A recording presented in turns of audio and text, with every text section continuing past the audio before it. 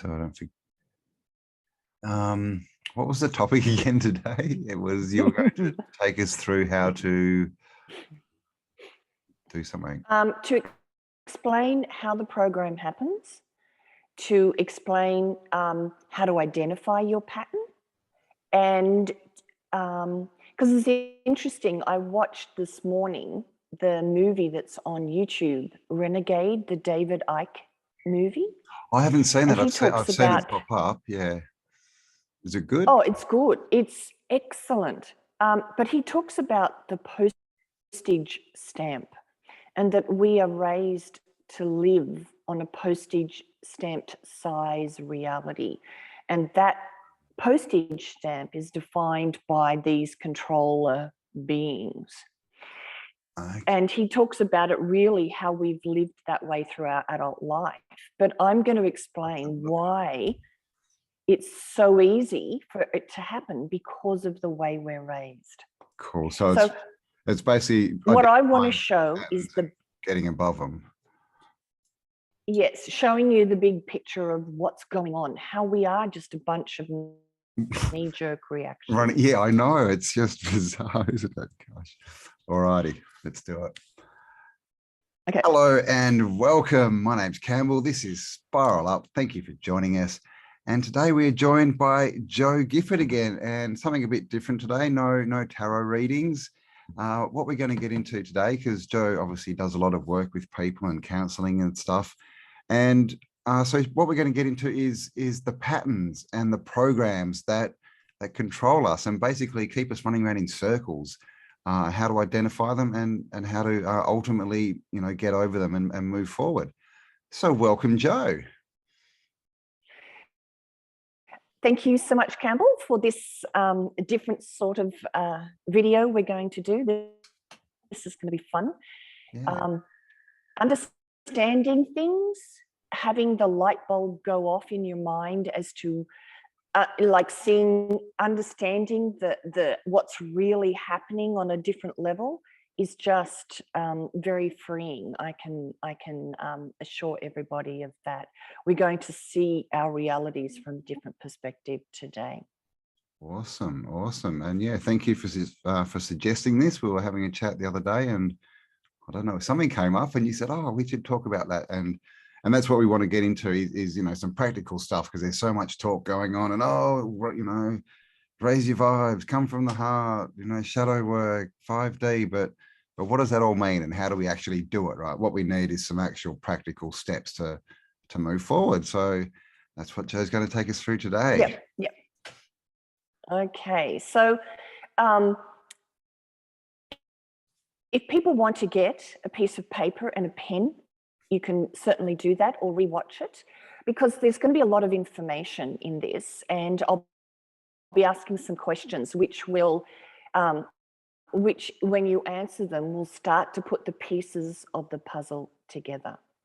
So the first thing is, from my experience as a healer, as a life coach, and working with the inner child wounds and healing those wounds, I've observed this. So this is from my perspective. I've read a lot of books, but it's also, and attended courses, but it's also my sort of experience with the people that come to me. So you can take it or you can discard it as always. So from my observation and from observing myself and others, a huge percentage of us are not really choosing how to be in the world. We are a bunch of conditioned responses, like Pavlov's dog. So Pavlov's dog was an experiment where they would feed a dog and ring a bell, and feed the dog and ring a bell. And eventually they could just ring the bell and the dog would salivate as if there was food in front. And that's the conditioned response. That's the Pavlov's dog. So the truth is, we are all knee-jerk reacting our way around our daily lives. We aren't really choosing how to be. So let's go back to the beginning what I'll do towards the middle or the end is go through a couple of different areas of your life to help you identify it. But let's go back to the beginning, and I'll explain how I've seen it unfold. So in the first 7 or so years of our lives, what we see, feel, and hear from whoever's closest to us, whether that's our mum and dad or a caregiver or a grandparent, what we see, feel, and hear, we absorb like a sponge. We can't analyze or assess it. We take it on as if it's gospel truth. The Jesuits have that phrase, give us the boy till 7 and we'll give you the man for life. And what they're saying is what behaviorists acknowledge, that little kids don't really have a thinking process until 7 or 8. They just absorb, run around and absorb. So the truth is we are raised by dysfunctional people because they were raised by dysfunctional, who were raised by dysfunctional. And the guys in control of this world totally understand this. And they utilize how we develop as children to keep us on that postage stamp sized reality that David Icke talks about in his books and lectures and speeches and things. So we learn in those first 7 or so years many things. Well, in fact, we learn everything about the world, but the world happens to be our household. Everything that happens in that household is the world from our little perspective. So we learn what is love, what is marriage, what is commitment, what is work ethic, what is success, what is failure, what's the state of the world, is the world supportive or is it scary? And you learn your own self-view. And we learn this from people who have never understood the truth about themselves. So they overlay their dysfunction on us. Now, before we go any further, there is no blame here. It's the way of the world. It's the plight of humanity. So we need to understand that our parents or whoever looked after us, in most instances, did the best that they could do. But we learn pretty quickly once we come in 2 things: that there is no unconditional love, and we learn that we have to alter who we are to get the love that we need. So we learn that if we eat our vegetables, mum and dad will love us. We learn if we're quiet when dad comes home from work, mum and dad will love us.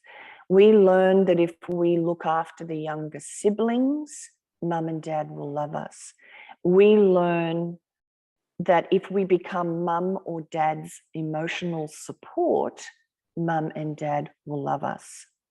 There's various examples of how love is conditional, that we realize that who we are, just as we are, is not enough. Now, this isn't something that we can explain even as children. We can't really verbalize any of this. We just pick up energetically that when we are this way, good vibrations come out and we feel okay and loved. But if we're the other way, bad vibrations come out of mum or dad, and that's not right. And so we begin to assess the world through these things that we see or we feel or we hear. Now, we remember at a deep level what unconditional love is before we're born, like in between lifetimes. And we know that it doesn't exist here. So these 2 understandings, that we have to, that there is no unconditional love and that we have to alter who we are quite sad and painful for the little child. So then if there's anything else on top of that, like abuse or poverty, things like that, or dad having to leave the family and, you know, travel away, or if one of the parents dies, things like this. If it happens when you're really young, you don't really know how to process it. So what we do is we split this off, and it is held here as a defense mechanism, as a coping mechanism. So we put in this aspect, little kids split off their emotions and they keep it in here in order to get on with life, in order to survive.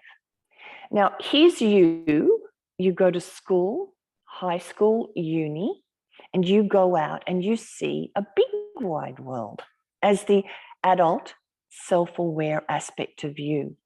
You see that that's possible, that this is achievable, and you see it from the perspective of somebody that's well-read, educated, self-aware. Now, the truth is, these two energies, from my perspective, exist inside of us on a seesaw, on a teeter-totter, as they say in America, I think it's called. And they cannot be in control of you at the same time. So if this adult, self-aware, educated one wants A, B, and C, but this one never saw it in those early years, it will say, no way in hell.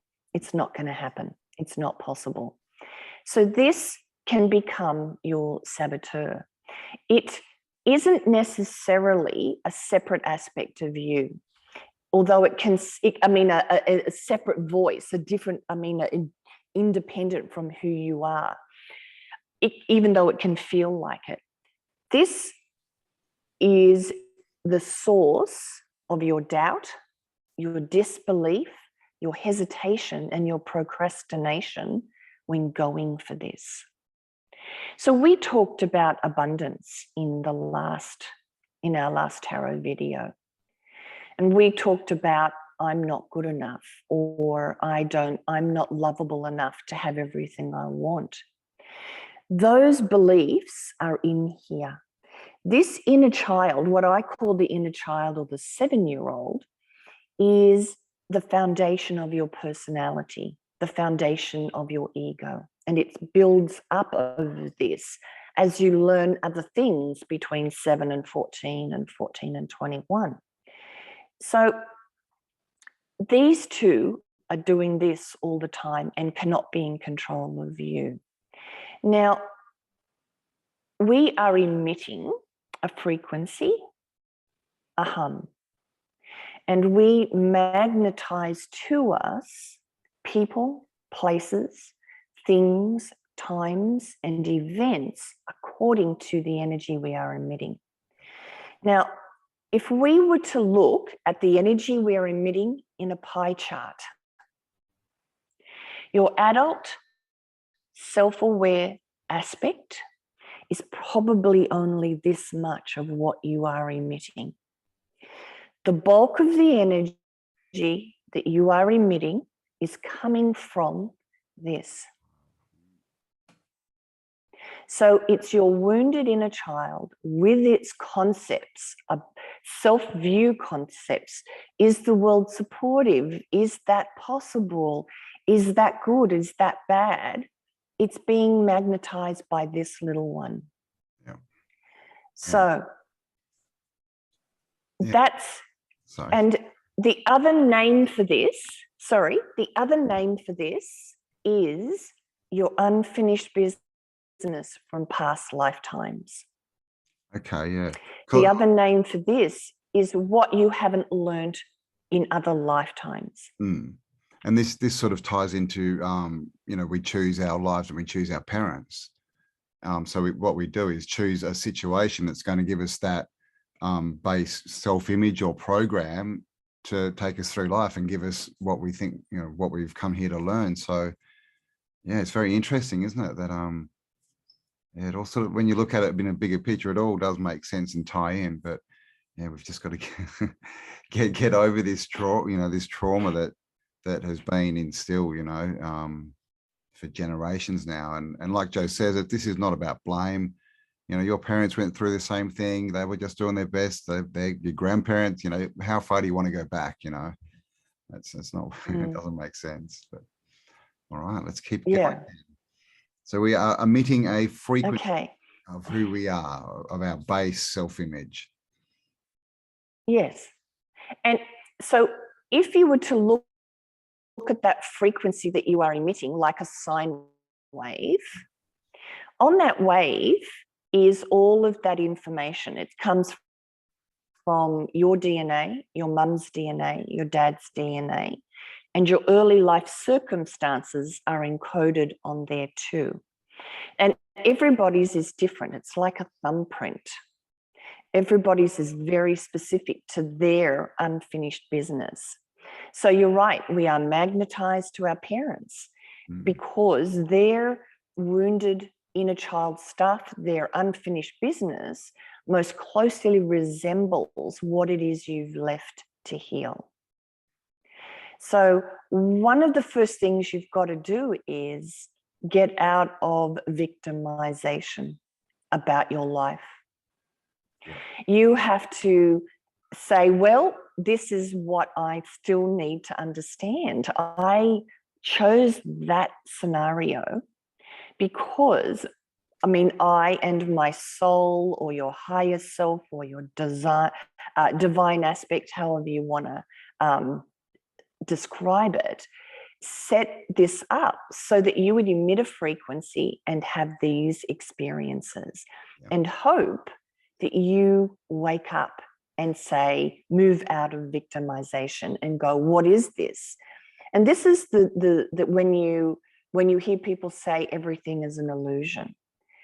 It is an illusion in a way because it's just happening to show you, to show you that you need to learn self-love, or you need to learn personal power, or you need to learn equality, whatever that is at the base of that lesson, at the bottom of that lesson.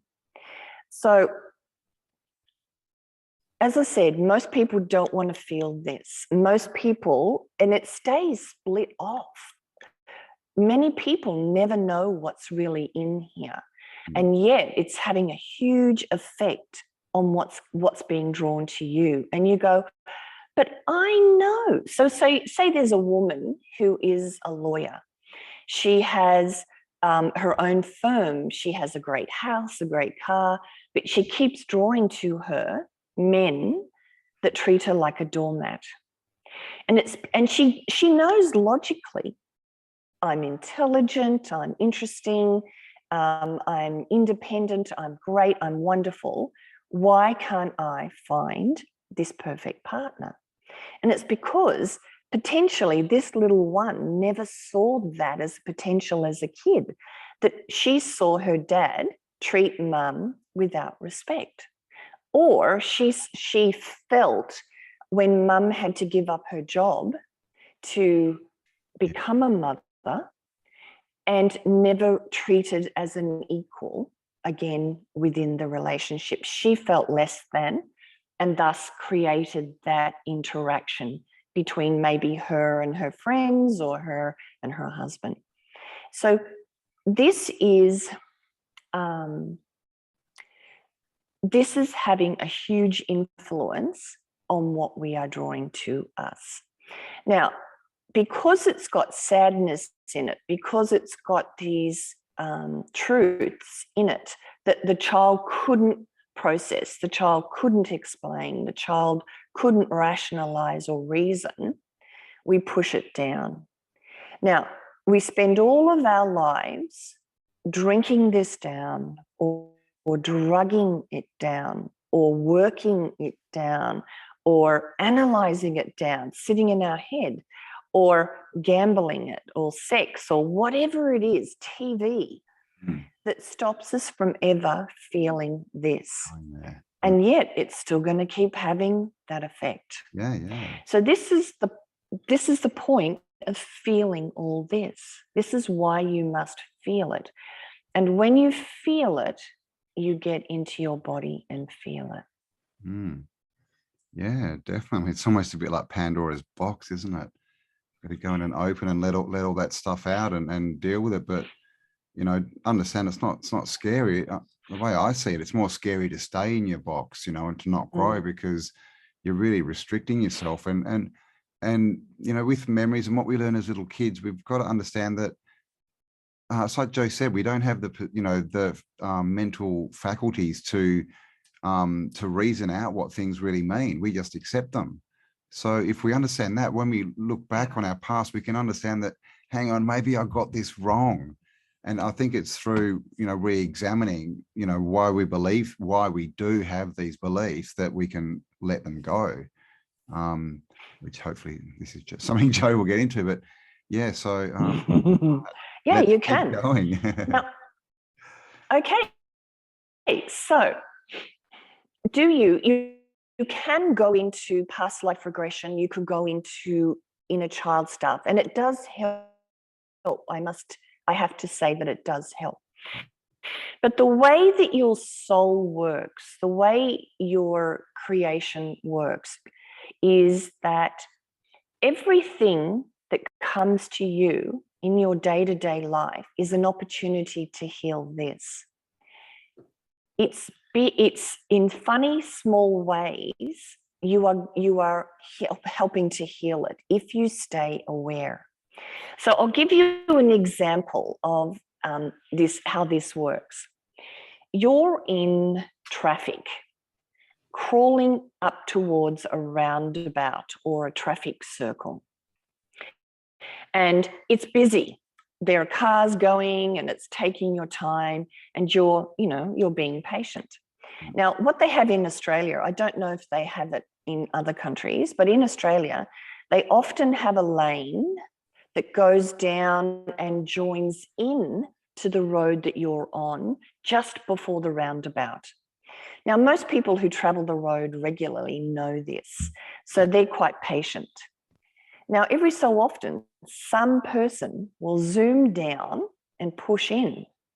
And this is the source of road rage. It can be a source of road rage. But you, the adult, knows that it's only going to be 1 minute that you're held up. It doesn't, it's no big deal in reality, in truth. But why does the road rage occur? And it's because in the car is a little girl or a little boy saying, I'm being a good girl. I'm doing what I was told.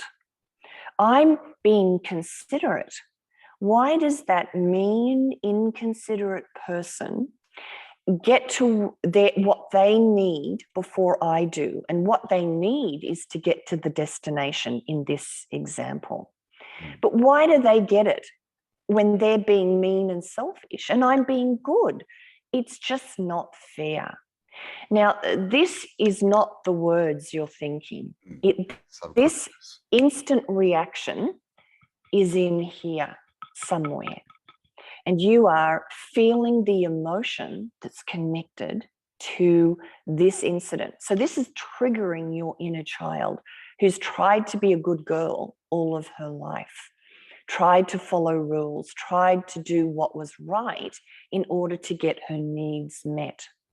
So little incidences like this are often related to this. Whether somebody disses you in the supermarket, whether somebody stands you up for a date, whether you don't get a job, or something happens and you emotionally react. It's your 99%, it's your inner child reacting in these situations. And in a way, it is still your unfinished business on the level, say, of lockdowns and COVID. It is still something in here is making you react to the world situation. Yeah.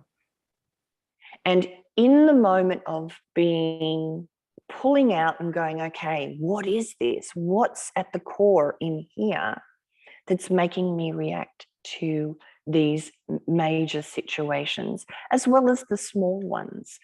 I would normally always say it's just the small ones, but we are having such a huge experience now. There's a great opportunity to heal something in here.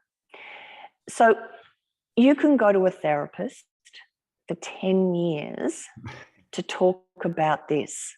Yeah, and people do. Generally, who's at the therapist is the adult who can out this relationship, that job, that situation till the cows come home.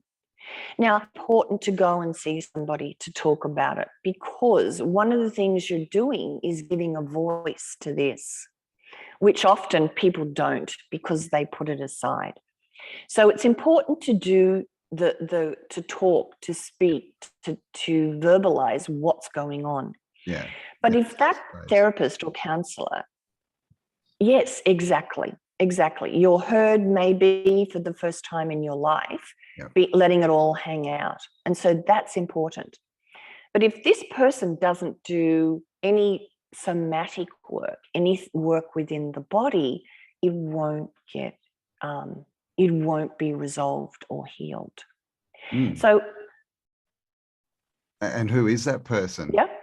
This is the thing, we give all this credence to a piece of paper, in a frame on the wall, but in reality, most people are going to counselling and getting counselled by other 7-year-olds. Yes. Yes. And it does certainly put a different light. I think that's why people spiritually based counselling. They never, get to the core product, to the core issue.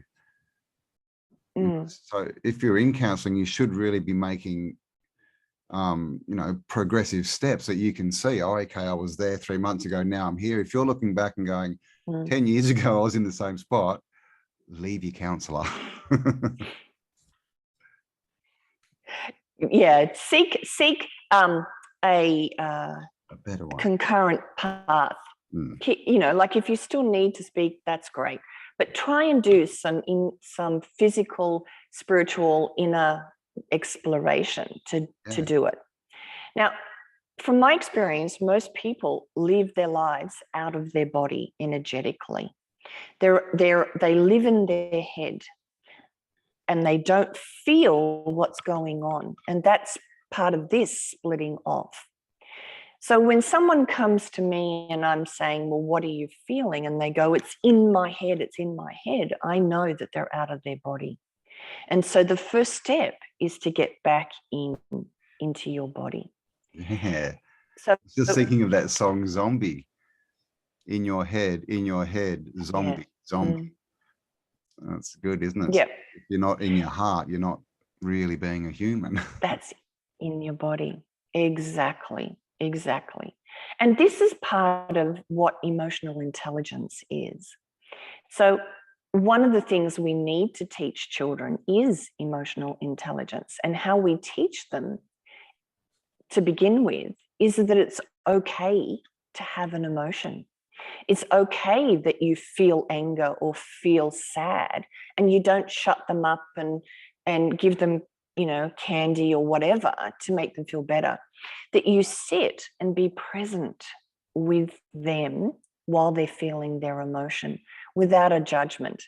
Now, the problem is with parents is when you're watching a kid have a tantrum, say in a supermarket, and you start, everybody's starting to look. Yeah, embarrassment. It's your inner child that's being triggered. Yeah.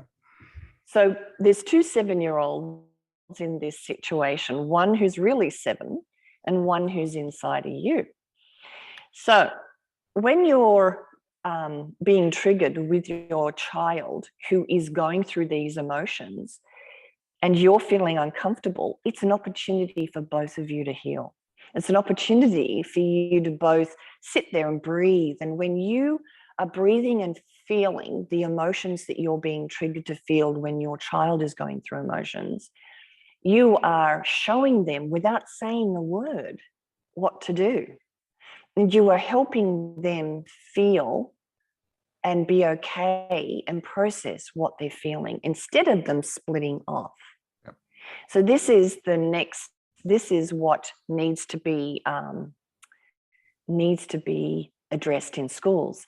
Now, there is a video on my channel that I had a chat with a Montessori teacher, Christine Cook, and I didn't know much about Montessori schools, but when you become a teacher at a Montessori school, you must go through your own inner work first before they will ever let you teach a child.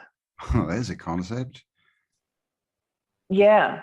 So chatting with Christine, she talks about, your child has an inner genius, and they know much more than we do because we've been shut down and into survival and coping, and they come in, as I said, pretending they're Superman, and they believe it, So, and we shut tell them them it's down not true. because of our fears. Don't be silly. Yeah. So there's such a shift that's got to take place, and it's got on this planet, and it's got to start with how we interact with our kids and how we teach our children to break the cycle. Yeah. So we have to start understanding that emotions are a part of the transformation process. Definitely. I mean, there's a lot of ego, and I mean, I guess it's programming involved that adults are better and smarter and know more than kids. But I mean, is that actually true? I mean, come on, go and look at the average 6-year-old's day and how much fun they have, and compare that to an adult with a job. What are we really here for? To have fun and experience, or to work and prop the system up, right? So listen, it's in the Bible, it's in all of the theosophical writings. Listen to the children, right? The wisdom's in the children. All it's yeah. Doesn't it say in the Bible to enter heaven, one must be like a little child? It must be like a child. Yeah, it does. Exactly.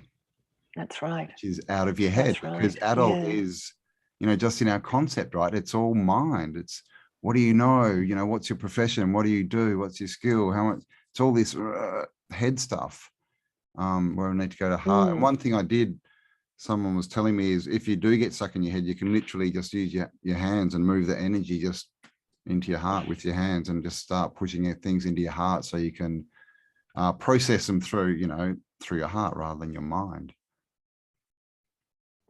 Yeah, just breathe. Slowly follow your breath right down into your tummy. When your thoughts are like all this, just follow your breath. Just follow your breath in and out. And it is known that you're in, like, when you're in fight or flight, which is when everything's going on, you don't know whether you're in fight or fight or flight or freeze. You're in here trying to stay safe, or trying to do the right thing, or trying to avoid something. So you're in your sympathetic nervous system in that. How you move from your sympathetic nervous system, one of the simplest ways, into your parasympathetic is where you relax, in the relaxation response, into where you digest your food, that nervous system, that aspect, is simply through breathing deeply for about 10 breaths. And that's enough to take you out of sympathetic into the parasympathetic. It's to move into the relaxation response. So the very first thing you do is you breathe. Something else we're not. And get into your body. At all.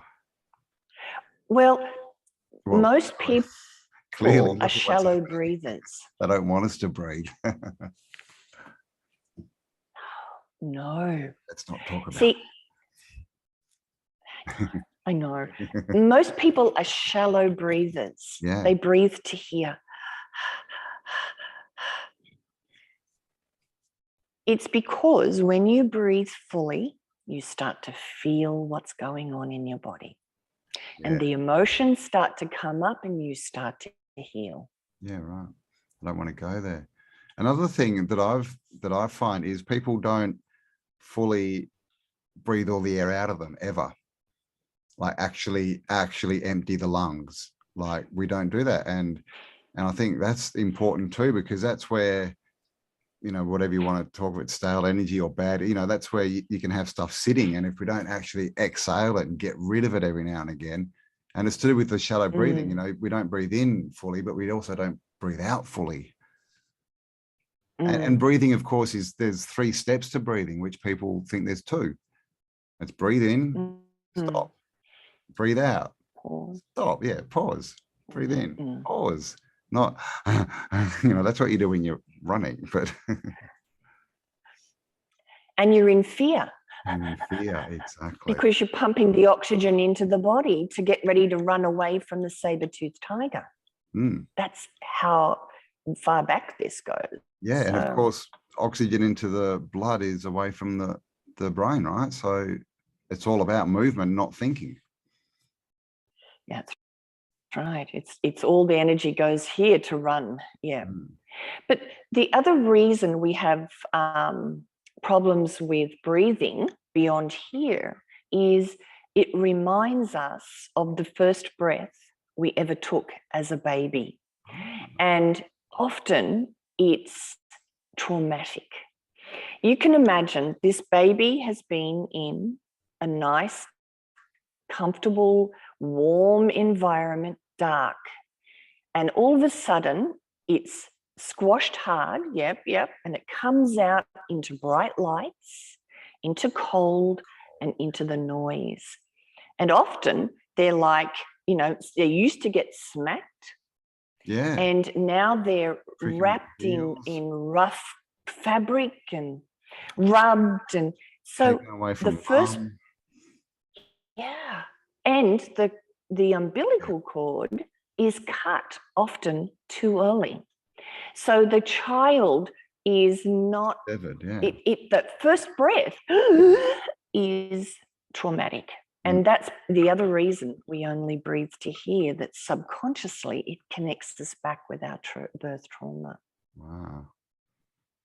Wow. I mean, there's so much, stuff to be healed. And I mean, I guess this is all the shadow work people are talking about, is going inside and releasing all that stuff. But the main thing is, you know, it can't be anything to do with blame. You know, I mean, you know, again, you know, your parents just do the best they can, you know, in most circumstances, obviously. But, you know, how far back do you want to go? You know, you can go back and blame and blame and blame, or you can just stop the process, stop it and fix yourself, and then not pass it on to your kids. Like, we can actually be the ones that change literally the future of you know, your family, your gene pool, whatever you want to, you know, call it. You know, we get, it's like discipline, right? And people don't do it so much, but people used to hit their kids all the time, right? Used to smack kids. People used to belt them, you know, with belts, all this kind of stuff. And I definitely went through all that. But because of that, I decided that I'm not ever going to hit my kids, and I haven't. And they're both over 18 now. I've never laid a hand on them. And that's because I decided that habit, that, you know, that behavior was not going to go forward. It was going to stop at me. And that's, I think, you know, we need to do this, guys. We need to decide where we want to be. You know, where does the world want to go? What kind of world do we want our children to live in? Do we want to pass this crap on, you know, unconsciously, without thinking?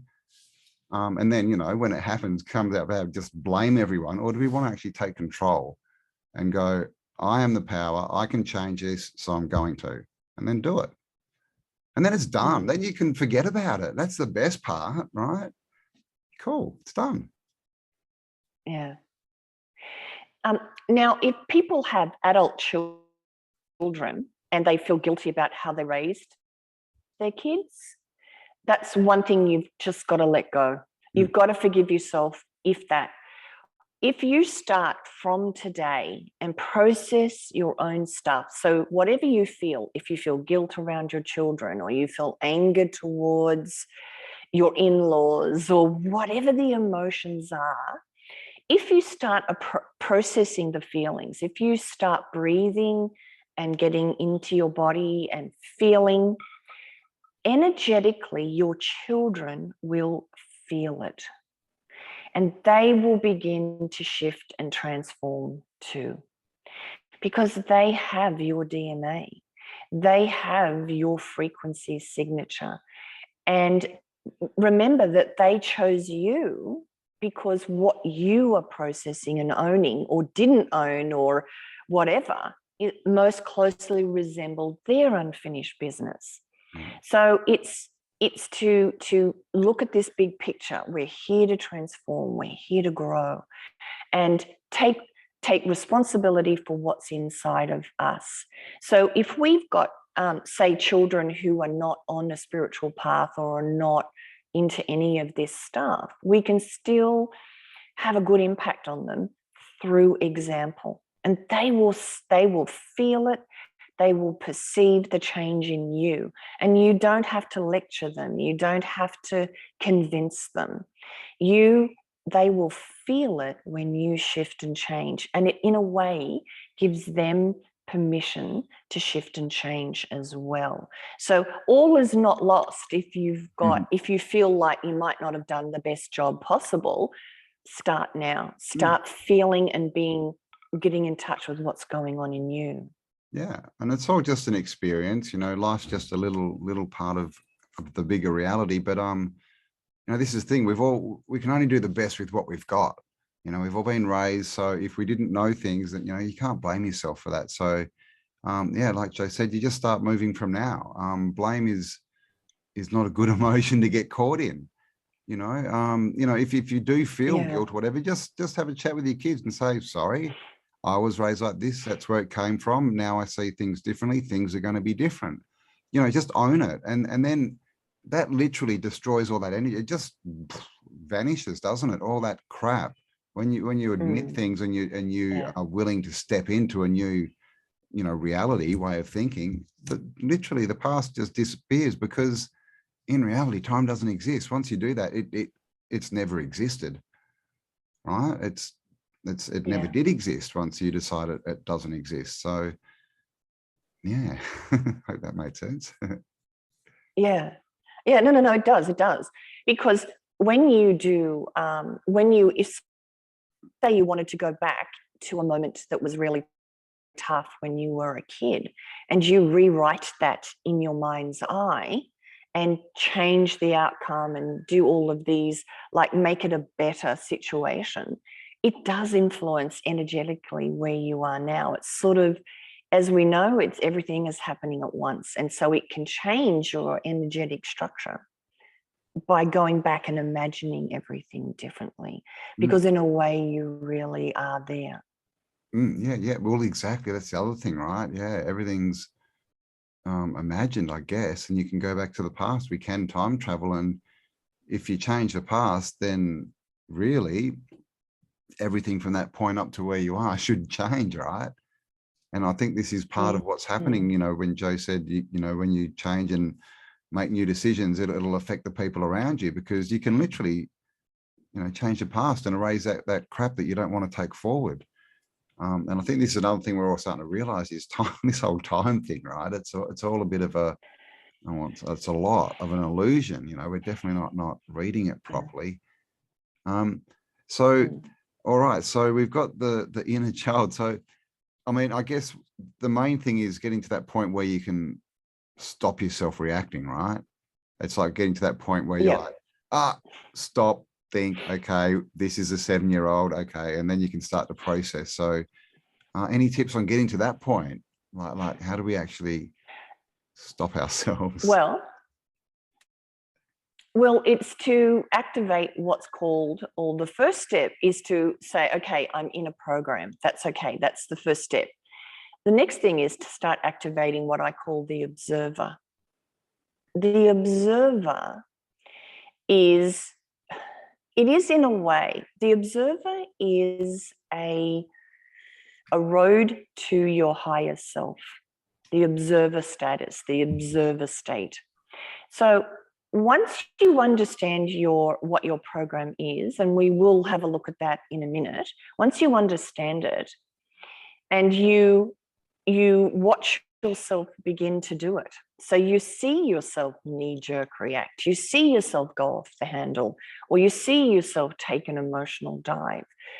While you're in that emotion, whatever that is, anger, grief, whatever, keep 2 molecules of your brain watching what you're going through. So don't stop yourself, but just observe it. How would a scientist look at a science experiment? Imagine that this scientist has got something, you know, in a machine or a, you know, Bunsen burner, whatever's happening. Yeah. You can imagine he'd be going, he's sort of objective. It's interesting to him. He can't really be emotionally counting on an outcome, because that's not what scientists do. They're interested in the outcome, whatever it is. Yep. So when you're going through something, imagine what it feels. Imagine it from the perspective of a scientist. Wow, this is intense. Wow, look at that, how deep that emotion is. Oh my God, I can't believe how much I'm reacting. So this is what's happening with the 2 molecules of your brain as you're going through it. So you don't beat yourself up, you go through it. You, if you're laying on the floor crying, watch yourself doing it with those few molecules. Become interested and curious in your reactions to things. So don't try and stop it initially. If you can't, don't panic, just go through it. Eventually, you will catch yourself earlier and earlier and earlier. And you'll go, oh, here we go. I'm about to have this reaction and maybe I can change it. Yep. So eventually you are able to. Now, let me explain how we are chemically addicted. So emotionally addicted. Every thought process has a chemical and an electrical component. So when the neurons fire, when we're thinking and the thoughts traveling around, there are hormones released and there's a spark, so electrical. So there's an electrical and a chemical component. So on the cells are receptor sites, like a little lock, and they're all around it. And when we have thoughts repeatedly about anger, for example, the chemical around anger is released into the system, and a little marker, it sort of comes down the body, and the cells have a little aerial on it. And the cells say, oh, here comes anger. And they morph the lock to the shape of this little key that's coming down that is anger.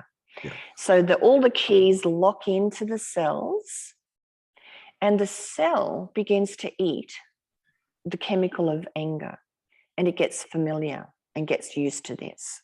Yeah. So when we decide, I'm never going to be angry again, I don't want to do this, I see it, the cell goes, oh my God, I'm hungry for anger. Where's the chemical anger?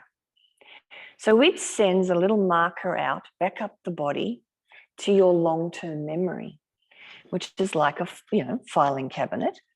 And it opens the drawer and it pulls out a memory of when you were angry.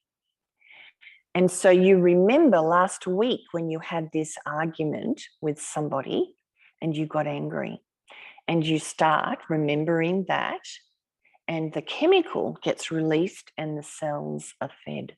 Yeah. So when we're trying to change our thoughts, we are also trying to change the physical makeup of our body.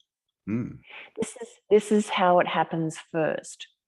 So don't beat yourself up if you're trying to change, because you are physically trying to change your body's chemical makeup and change it. And the cells do change the shape. So when you start eventually having joy or happiness or hope, etc., and you start thinking, this is why it's important to visualize the future, visualize joy. What if everything I desired just fell in my lap? How would that feel? You start emitting that chemical with those thoughts, a chemical of hope and joy and laughter and everything. So the lock begins to morph and change to the shape of the new chemical. And that's then what you become used to eating, and it becomes easier and easier to bring up that thought and to keep that happiness and that joy. Yeah. So first of all, realize you're programmed. First of all, realize there's no blame. Then activate the observer. Go through that as the observer for as many times as you have to, and you will come back further and further, like abort the program, like escape. You're hitting the escape key on your computer, or Control-Alt-Delete to stop the program.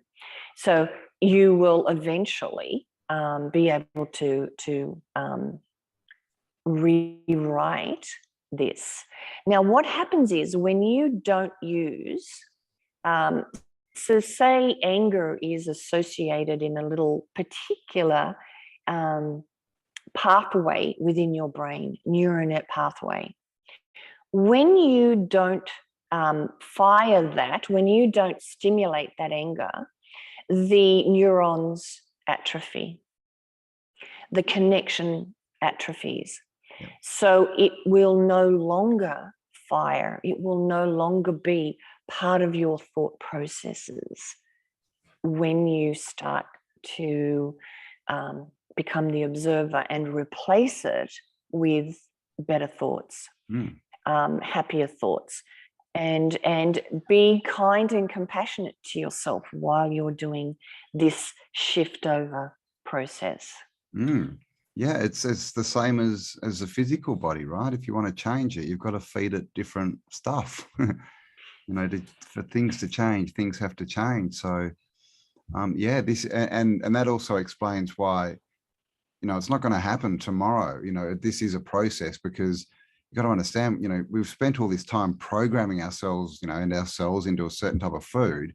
So it's going to take time to change that as well. So, you know, understand that this, you know, it may take a little time, but every time you do it, you're making improvement, and then you'll get to a point where, like Joe said, all the receptors will turn off, and when you try and have a bad thought, it won't gel. It won't, you know, there'll be nothing there for it to do. So they basically become not part of your reality. So, and of course, we have choice. This is the main thing. Understand you have the choice and the power to do this.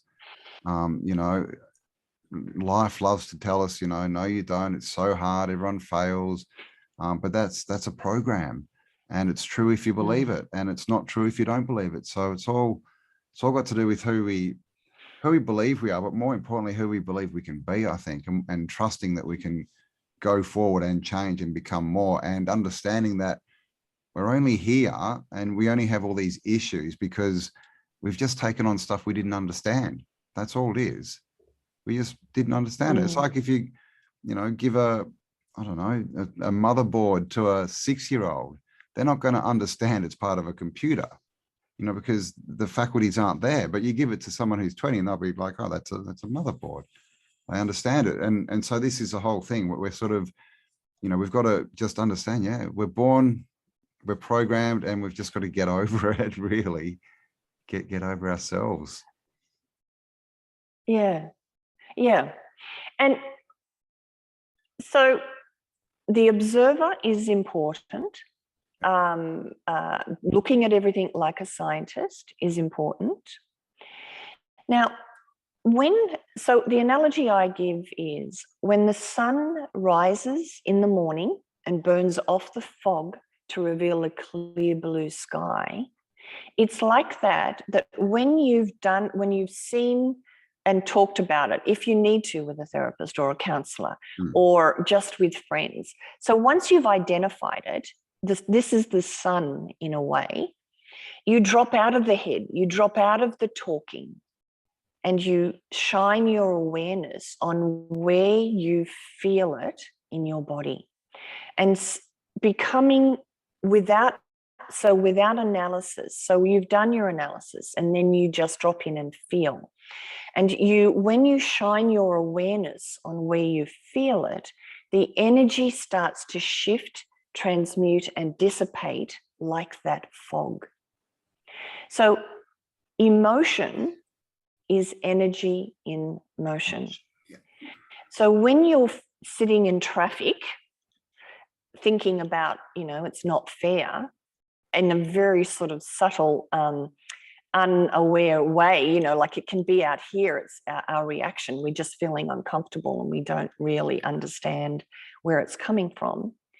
When we shine a light on that, it starts the shift and the change and that.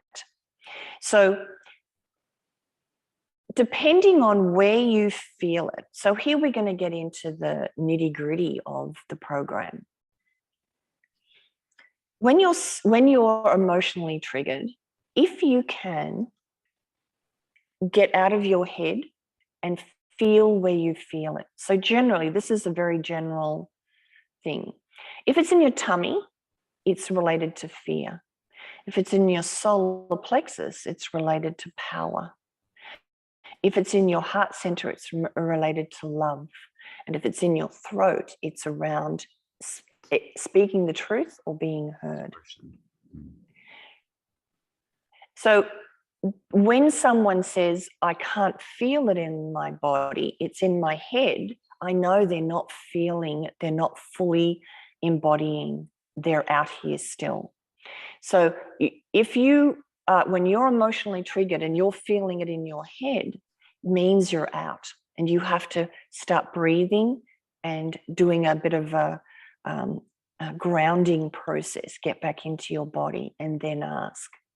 So if when you're sitting in traffic and you're getting a lump in your throat about it, when you're thinking about it, it's because when you were little, nobody listened or nobody let you say, this is what you want or this is what you need.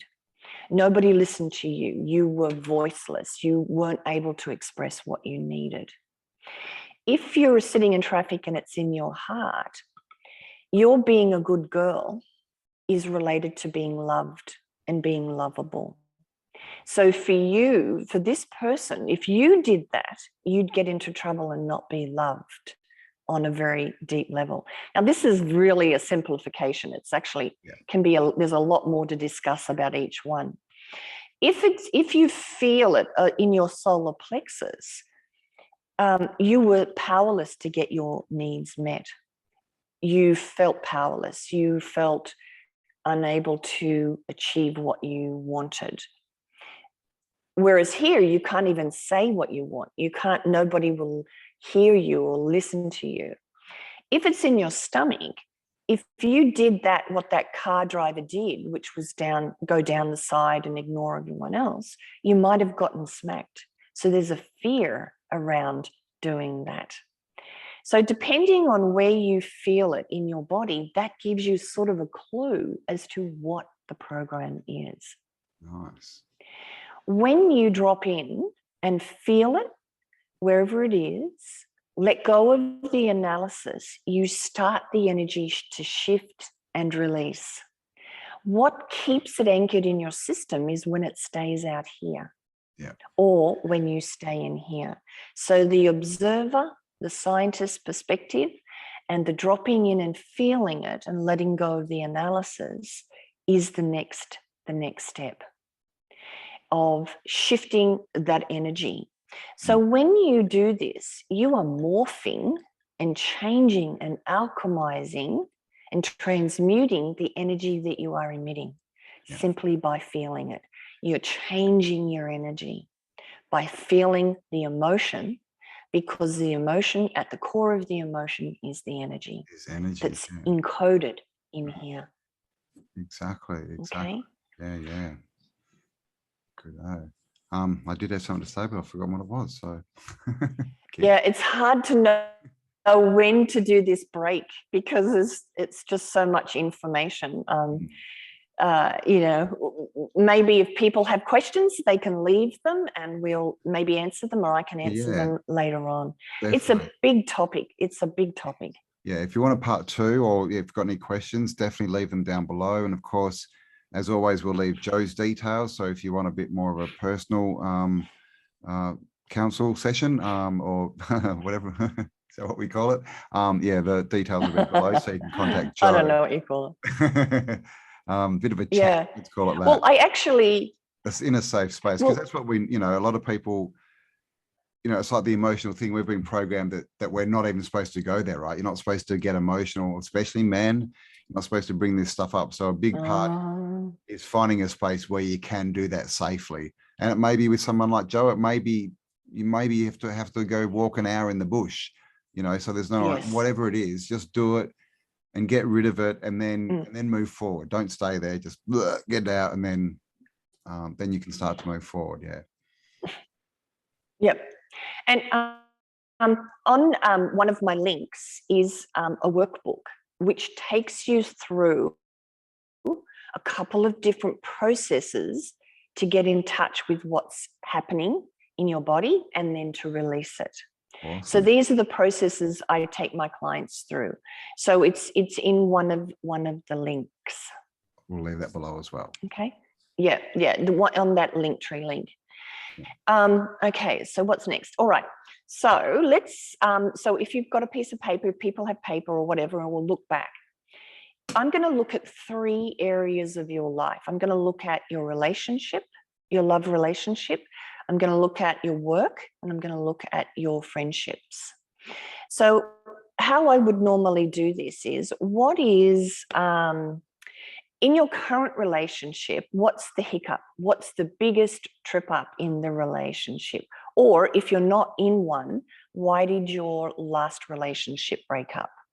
So see if you can put that into a phrase. You can probably write a long piece of paragraphs, you know, this is what happened, she did this, he did that, he didn't understand this, she didn't understand that, blah, blah, blah. But I want you to see if you can bottom line it into a phrase. And for some people, it could be something like, he's a narcissist. That could be the bottom line.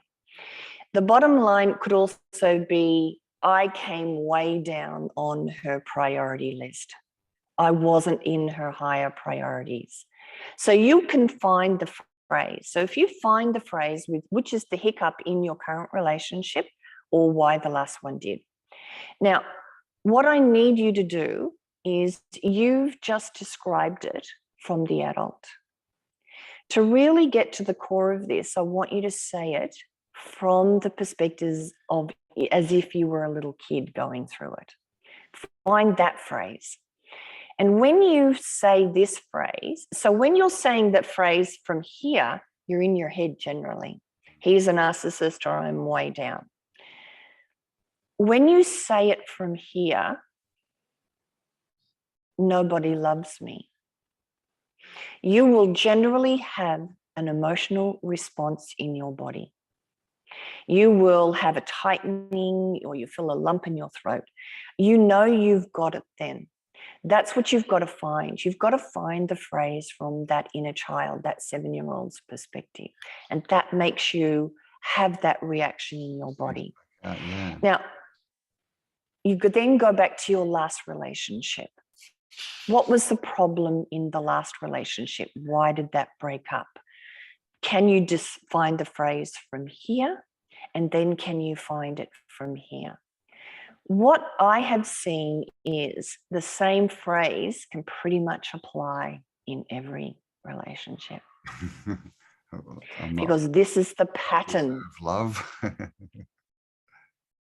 Yeah, this is the pattern. And you might have to massage it slightly, but essentially it's the same pattern, it's the same issue.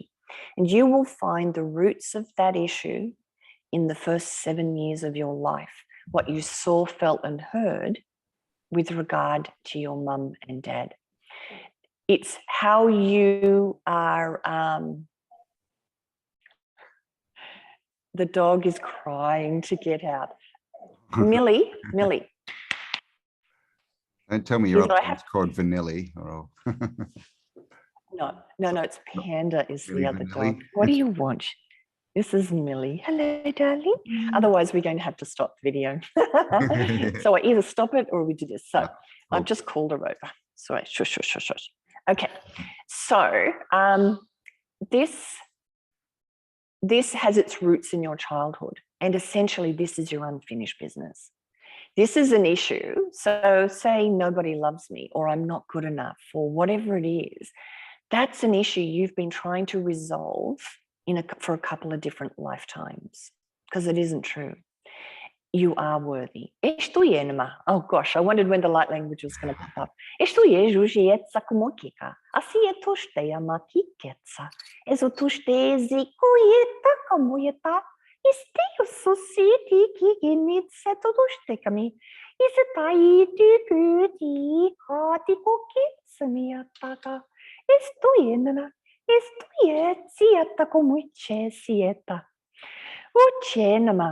What I've noticed with my light language now is I can really feel this being is coming into my brain from a different place.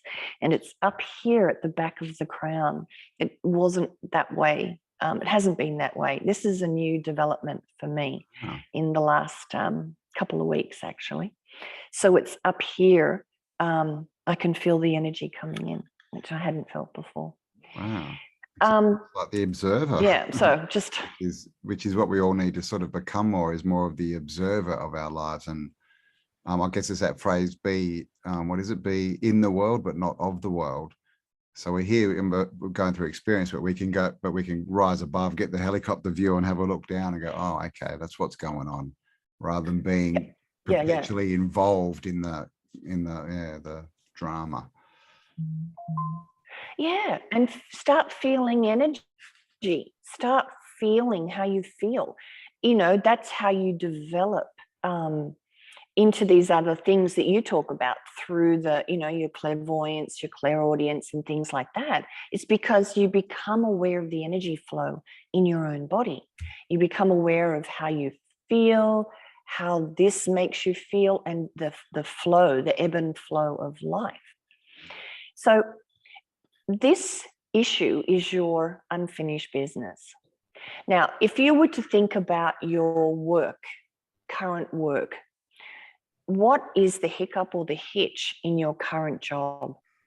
Or if you don't have one, what about your last job and your last job and your last job? What you are going to, I'm going to have to let the dog out. She's just crying. Hold on a tick. Yeah.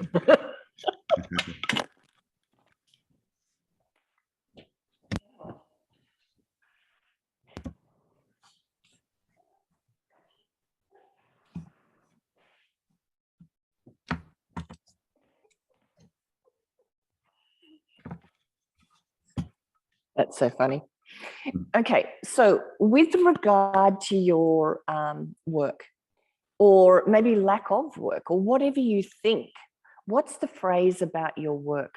I have to do all the overtime, or nobody really appreciates me. I work my butt off and I'm not acknowledged. You'll find a phrase that applies in your current job or the last job.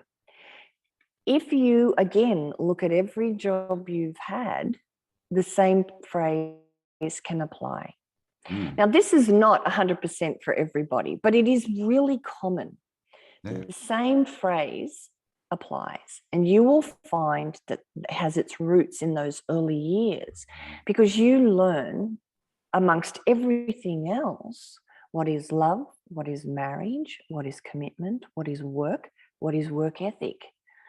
when you see dad come home from work and say he hates his job or feels underappreciated, you interpret that by listening to what mum and dad say, and you interpret it by feeling how he feels about work.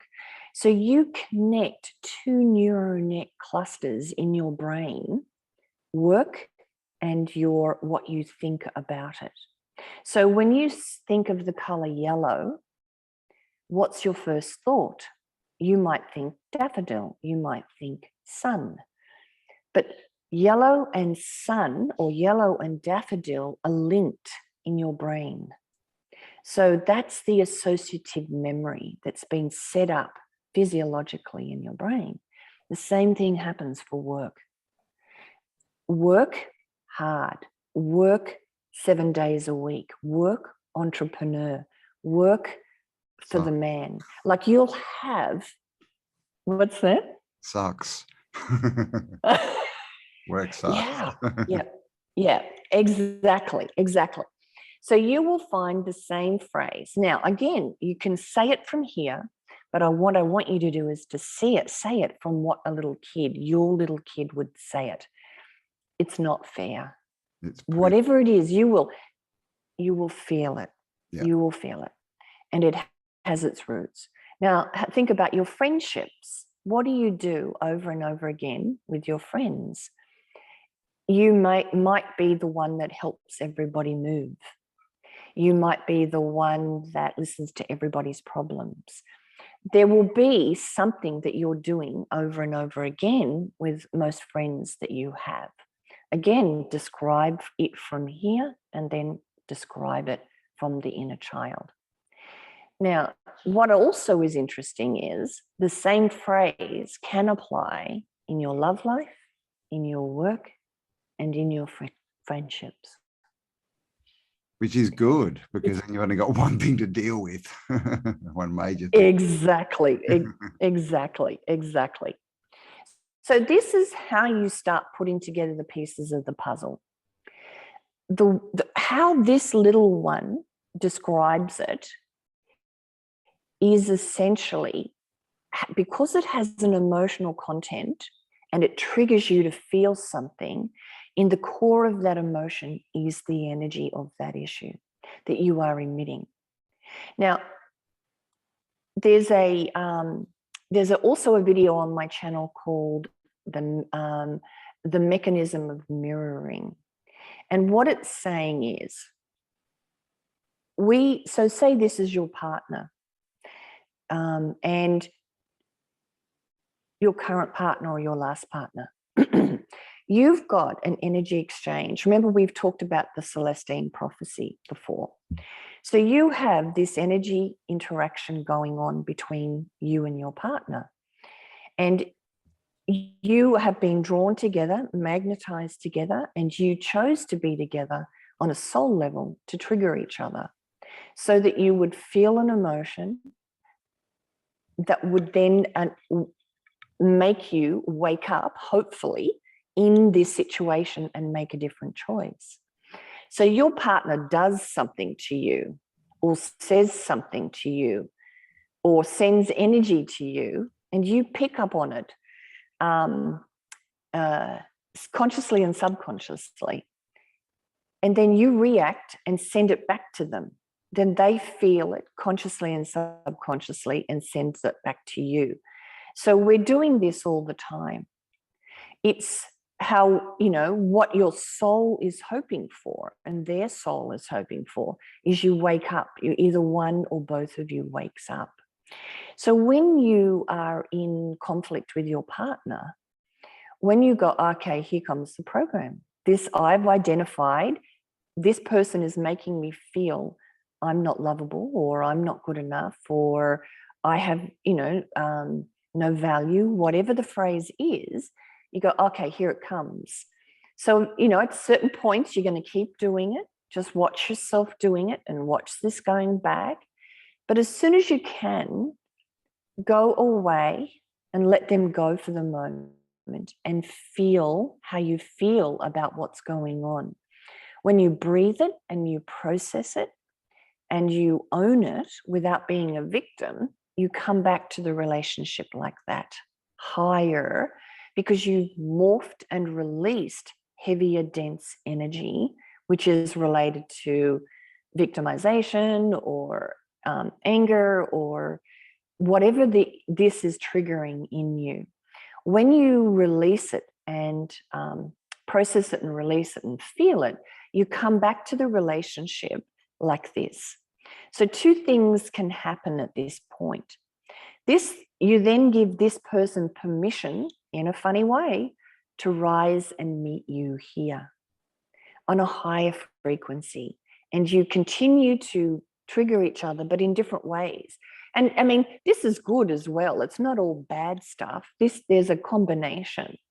But if you're stuck in something that's troubling you, this is how you're going to deal with it and change it here. Not necessarily through this, if this person isn't willing to talk. If this person isn't willing to talk and be honest, then no amount of discussion, as we're finding out with the Jabberwocky, no amount of discussion is going to change them. So you go and you process how you're feeling about whatever this person is doing. So when you're here and this is again what I said about your kids. Your kids, you probably feel like you can't explain to your children or tell them something different now that they're adults. So when you start processing all of your emotions, you come back to your child like this, and they will then rise and meet you, and you will deal with them on a different level. Mm. If this person isn't ready, to rise and process, they will go and find someone else to have that interaction with. And that's evolution, and that's change, and that's growth. And it's not wrong and it's not right. It's just the way that this works. Yep. So if you want a relationship, someone else will come to you and meet you on this higher level. Yeah. And you will start interacting here. And also keep in mind that we can't change anyone but ourselves. So, trying to change a partner to be what you can, perceive as your perfect partner that's a losing game. And it's also, when you think about it on a deeper level, it's not a nice thing to do, because no one has the right to go and change someone else and to try and change their experience. You've only got that right for yourself. So yeah, if you want to change things, go find a mirror. Talk to people, sure, but even if they say they've changed, you don't know if they have. You can't jump inside their mind. So it's a game that's not worth playing. Focus on yourself. And like Joe said, if people are ready to rise with you, they will. If not, they'll go find someone who can help them, and people who can help you will then come into your life. So, and it just, it's all, we don't need to feel lost or anything. If people are going somewhere that's going to be better for them, then that's good, right? If they're going somewhere that they can grow and they're getting unstagnant, and you are as well, then that's good. As far as I see, I think a lot of people get caught up in this loss, and I think a bit of it's probably I failed, but really, if you're still alive and you're smiling and you're going forward, you haven't really failed in anything, right? Yeah, and if you feel failure, then that's another thing to process. Yeah, exactly. Why? Yeah, go back to the 7-year-old. Yeah, just feel it. And again, you don't. If you want to do some journaling about these phrases and journal in your first 7 years what you remember. Like, you won't remember a lot, but you remember in various incidences, and there's no accident. When you tease out the edges of those incidents in your life in those early years, you can actually start again finding more pieces to the puzzle. Yeah. And now, writing is very powerful, I think. It's sort of getting the non-seen, the non-touchable, and making it seen and touchable. It's talking to the universe, right? Putting your intention out. Yeah. And one of the most common things I hear people say is, oh, I had a great childhood. I love my parents loved me, we were really happy. But I would tell you that you probably didn't, only because we're all being run by an emotional 7-year-old who has unaddressed wounds. Now, I had a guy come to see me who was troubled by drugs and alcohol. And he'd been to rehab and it hadn't helped. And I said to him, what was your childhood like? And he said, it was great. We went to all the best schools. We ate well. We had great Christmases. We went away on holidays. My parents were both present, blah, blah. And I said, well, what's your first memory of you and your mum and your dad? And he had to think for a minute. And he goes, oh, I remember one time dad kicking down the door of the bathroom with mum inside it. And I said, well, what do you think from your perspective, from an adult looking back on that might mean? And he said, oh, mum might have been unhappy and trying to commit suicide, or maybe dad was violent and she was trying to hide away from him. And he just sort of sat there. And then he said, oh, I do have another memory. He said, I remember being in the car with dad at night, driving down the driveway, and mum standing crying at the front door of the house. So I said to him, you've got these two very isolated memories, just a flash of these moments. And you have all of this other good stuff, eating well, school, holidays. But the memories, what these two things lead to is what's in here that he hasn't looked at.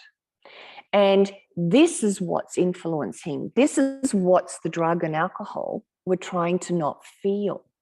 Now, that's a really extreme example. I'm not saying that everybody's got these terrible things, but who believes that you have had a great childhood is often this one.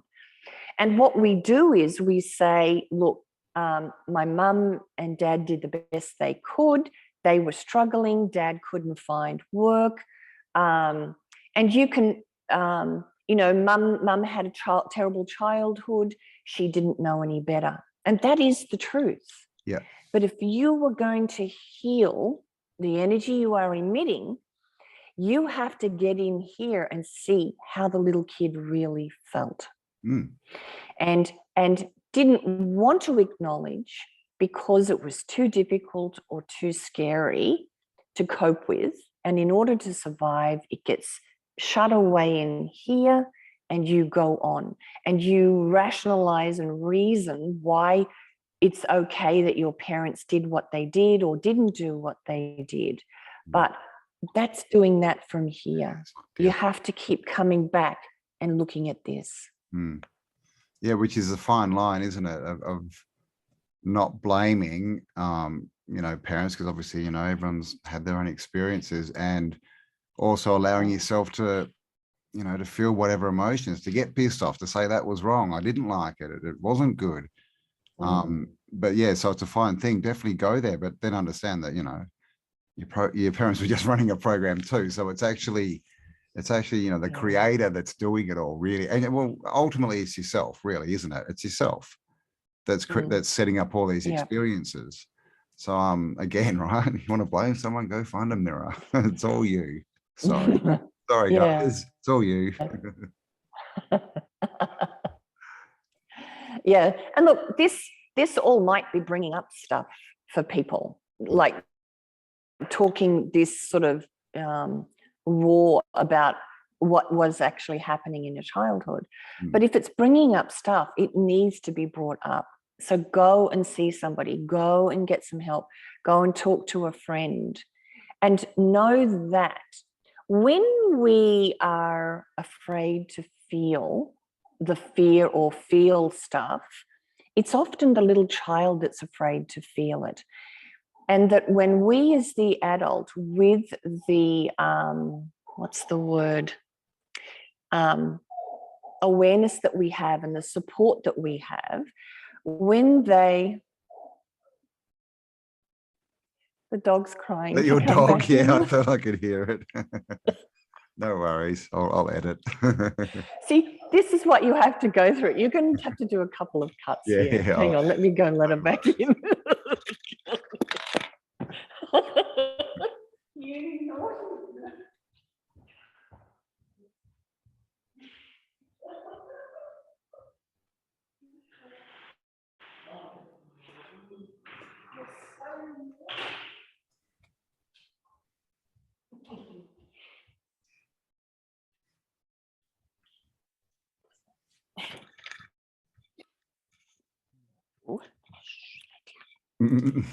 naughty. Okay, so what was I saying? So you're a naughty little girl. I was, yeah, anyway. So go and get some help. Yeah. Go and speak to somebody. But it is important to say it from the perspective of the little kid. You've got to give them a voice, because often they were smacked and put in time out for having the emotion. Okay, so now I remember what I was saying. When you're afraid to face what's in here, when you're afraid to feel what's in here, so and it seems like it's overwhelming, who's really reluctant is your inner child mostly. When you as the adult, with the resources that you have and the knowledge you have, start to feel this, you realize it isn't as bad as you think.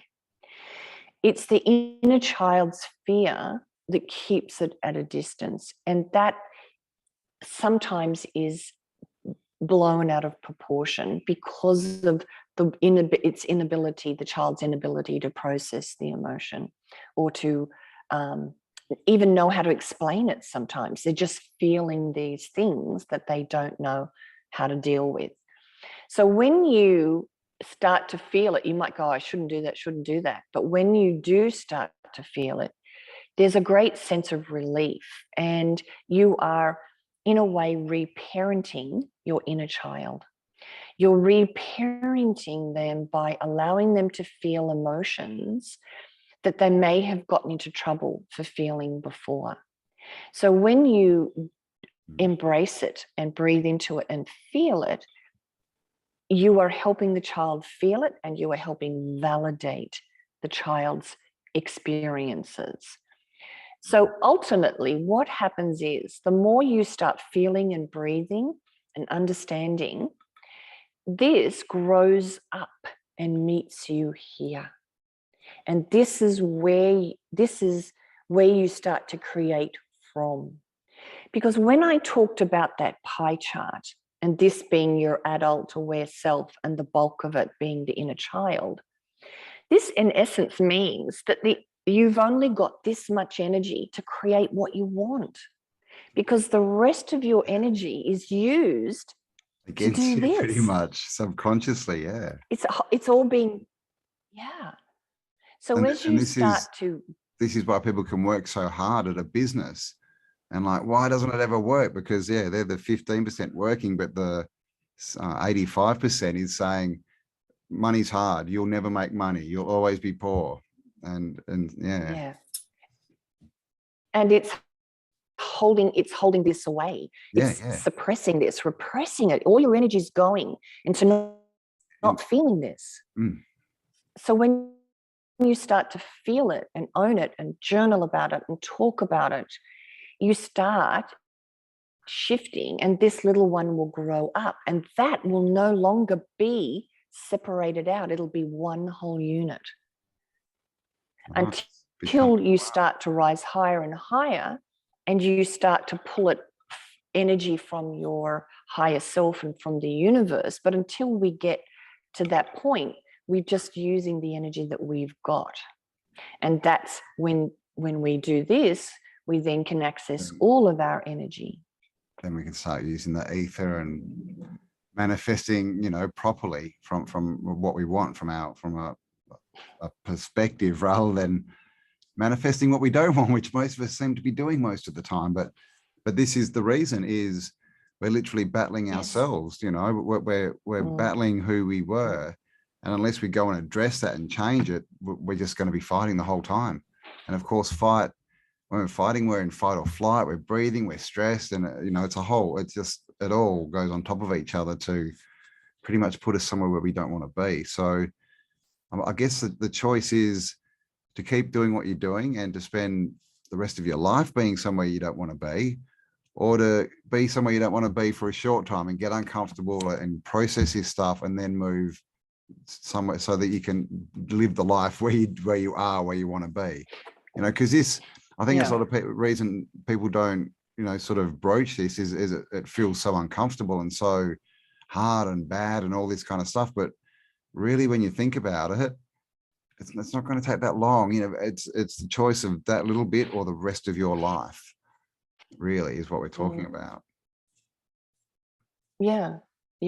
And up until the new age that we've been going through, this self-exploration age, people would live and die according to this program and never ask. Never know. And unfortunately, a lot of them on their deathbeds got it. They were like, oh God, why didn't I just not care more? Why didn't I just dance more? Yes. And so we don't want to be there. We want to self-actualize before that date, so we can get out there and build a good life, have good experiences, grow, pass it on, put ourselves out into the realm and affect it in a positive way. So there we go. All right. Anything else to add there? Yeah. In a different way. Okay, let me think.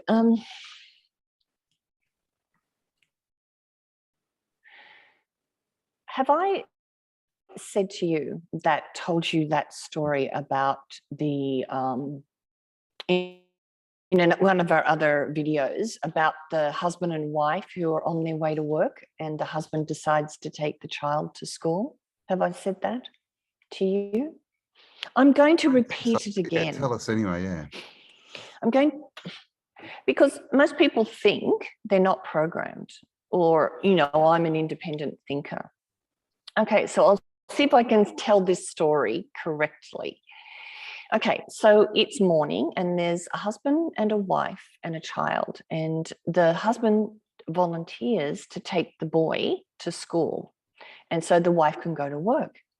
So on the way to school, there's a car accident and the father is killed, and the little boy is injured and he's taken to the hospital and prepped for surgery. In comes the surgeon, and the surgeon looks down and says, I can't operate on this boy. It's my son. So who's the surgeon? Mother. Yeah, I've heard this before. Yeah. So many people go, is it the that doesn't make sense? Is he a stepfather? Yeah. It has to be a man if it's a surgeon. Yeah.